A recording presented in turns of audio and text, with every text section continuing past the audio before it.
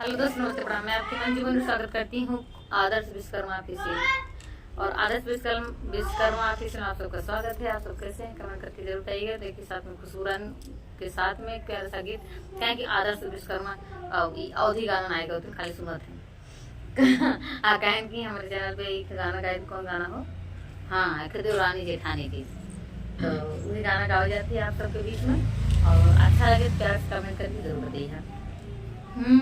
हर दैया पीछा न छोड़ई जेठानी, हर दैया पीछा न छोड़ई जेठानी।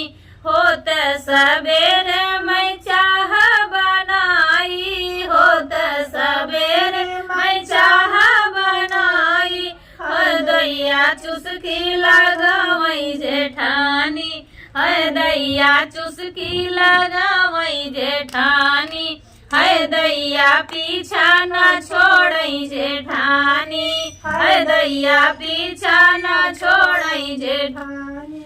साझे सवेरे हम खाना बनाई, साझे सवेरे हम खाना बनाई। है दैया चटनी पिसावई जेठानी, है दैया चटनी पिसावई जेठानी।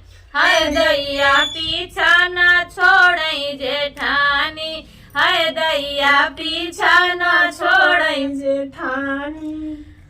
होत सवेरे मैं गईली बाजारे, होत सवेरे मैं गईली बाजारे। है दैया सेल्फी खिंचावई जेठानी, है दैया सेल्फी खिंचावई जेठानी।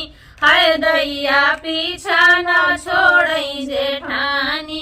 जब हम पहिरी ललकी चुनरिया, जब हम पहिरी ललकी चुनरिया। है दैया लहंगा मंगावई जेठानी, है दैया लहंगा मंगावई जेठानी। है दैया पीछा न छोड़ई जेठानी। प्यारा सा गीत, ये देवानी जेठानी का गीत था। आप सब सुनिएगा, अपना प्यार दुलार आशीर्वाद दीजिएगा, चैनल दीजिएगा। थैंक यू सो मच, धन्यवाद।